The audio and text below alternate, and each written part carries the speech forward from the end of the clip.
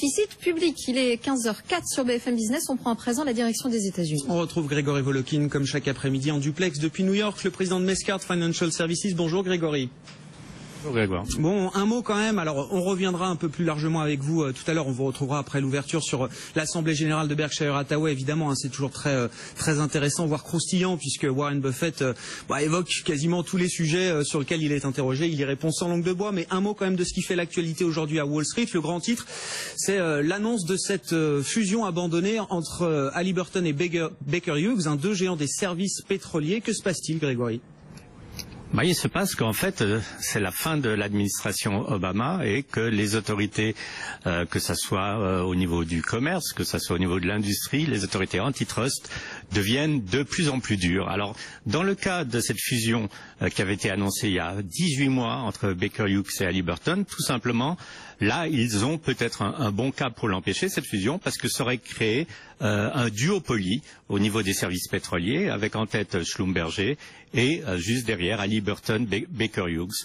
Et créer un duopoly dans un secteur de l'économie, c'est évidemment toujours quelque chose qui est mal vu. Alors pourquoi ce deal a échoué? Parce que les compagnies s'attendaient à ce qu'il y ait beaucoup de critiques de la part des autorités antitrust. C'est parce qu'en fait, on est dans une période où les cours de l'énergie se sont écroulés et en 2015, l'année où par exemple Baker Hughes et Halliburton auraient dû se séparer de tas d'activités pour pouvoir faire plaisir aux autorités antitrust, le marché était pratiquement fermé. Ils n'ont absolument pas pu s'amaigrir au moment où c'était nécessaire. Donc là, vraiment, ce deal a été abandonné. En fait, il n'a pas été bloqué, il était abandonné. C'était la dernière date, le 30 avril. Et il faut aussi noter que Halliburton va payer 3,5 milliards de dollars, ce qu'on appelle des break-up fees.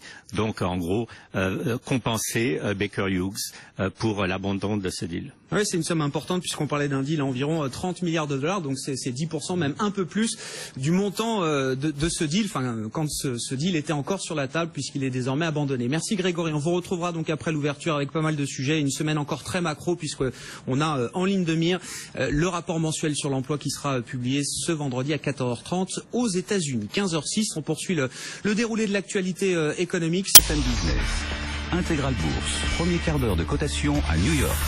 Ouais, des marchés américains relativement mitigés, pas de vraie direction pour l'instant, légèrement positif pour le Dow Jones, légèrement négatif pour le Nasdaq Composite. On va retrouver en duplex Grégory Volokin, le président de Mescard Financial Services à New York. Rebonjour Grégory, il y a une grande interrogation toujours autour de l'économie américaine. Comment va le secteur manufacturier aux États-Unis? Alors il y a deux grands indices qu'on suit. Nous on suit beaucoup les PMI de Markit en Europe et un peu partout dans le monde.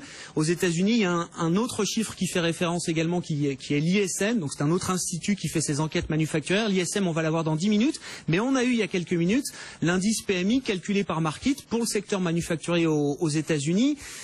Ça reste faible quand même. C'est exactement ça, parce que cet indice Markit est arrivé à 50,8, c'est-à-dire juste au-dessus d'une expansion, puisqu'on dit que si c'est en dessous de 50, on est en contraction, et au-dessus de 50, en expansion. Mais la marge d'erreur est quand même relativement faible. Et il faudra voir dans l'ISM tout à l'heure à quel point encore on pesait dans les activités du secteur manufacturier tout ce qui est lié, évidemment, au secteur de l'énergie. On en a la preuve tous les jours que les investissements dans ce secteur se sont pratiquement arrêtés. C'était quand même une importante partie au niveau manufacturier des investissements.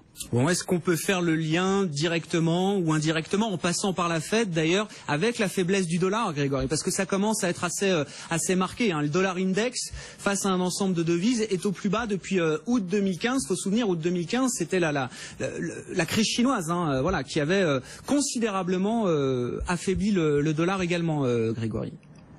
Je dirais que c'est extrêmement intéressant parce qu'en fait, quand on a eu les minutes de la Fed la semaine dernière, on avait l'impression que la Fed n'était pas particulièrement du côté des colombes.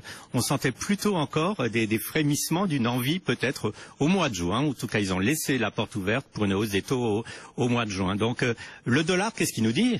En continuant à baisser, il nous dit mais pas de hausse des taux cette année. J'imagine c'est ce qu'il nous dit. Par contre, la Fed nous dit 2 hausses des taux. Pour le moment, c'est dans leur projection.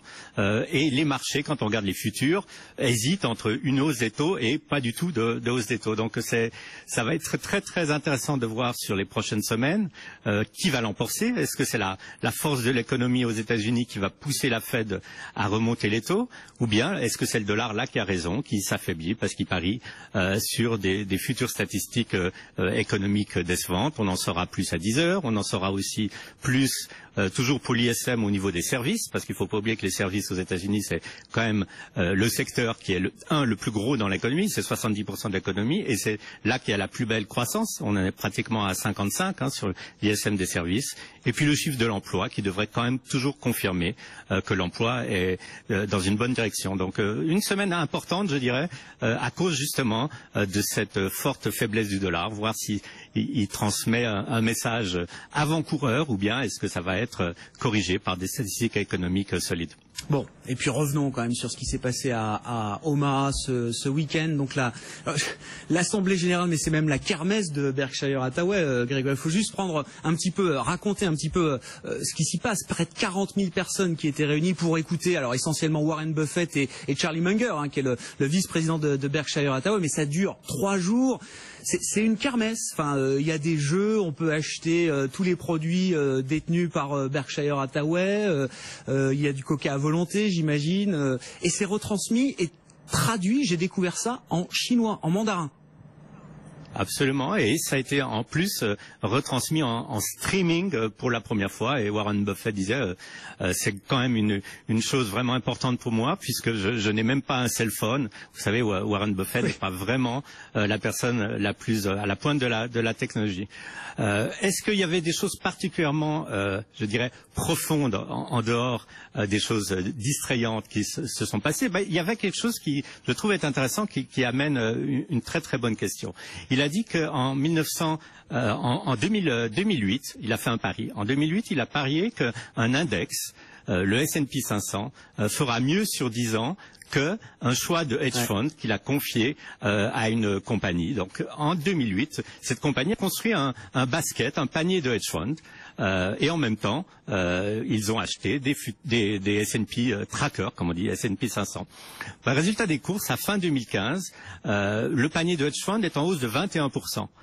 Et le tracker, donc totalement passif, est en hausse de plus de 60%. Donc le discours de Warren Buffett vis-à-vis des hedge funds était extrêmement dur. Il disait en fait, les hedge funds, c'est très bien pour les gérants de hedge funds qui s'enrichissent, c'est très bien pour beaucoup d'intermédiaires qui participent à ce commerce, mais pour l'investisseur, en fait, le tracker qui ne coûte pratiquement rien est la meilleure des choses. Alors c'est pas une position très dur, innovante de sa part.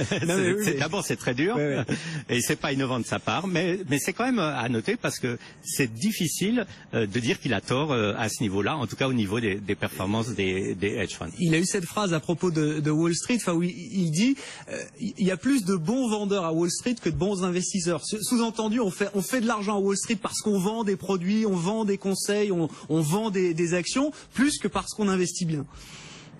Écoutez, vous allez m'amener à cracher dans la soupe, donc c'est très difficile.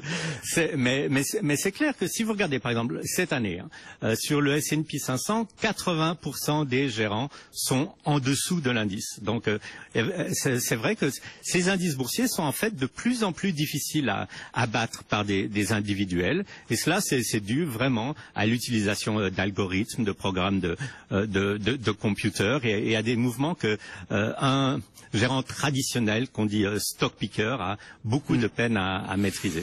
Alors autrement, sujet plus amusant, alors c'est les commentaires de Warren Buffett sur Coca-Cola. Alors Warren Buffett, c'est un investisseur historique sur Coca-Cola. Et vous savez qu'évidemment on critique beaucoup Coca-Cola puisque c'est des boissons avec beaucoup de calories, beaucoup de sucre.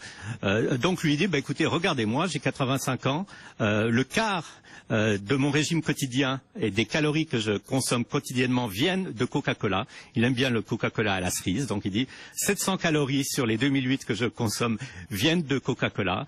Et il dit je pense pas que si aujourd'hui j'ai commencé à boire que de l'eau et à manger des brocolis, j'aurais plus de chance à arriver à 100 ans qu'en continuant avec mon régime Coca-Cola. Donc c'est une boutade assez amusante, je dirais. Et donc c'est à cause de lui, Warren Buffett, que Coca-Cola continue de faire du cherry coke.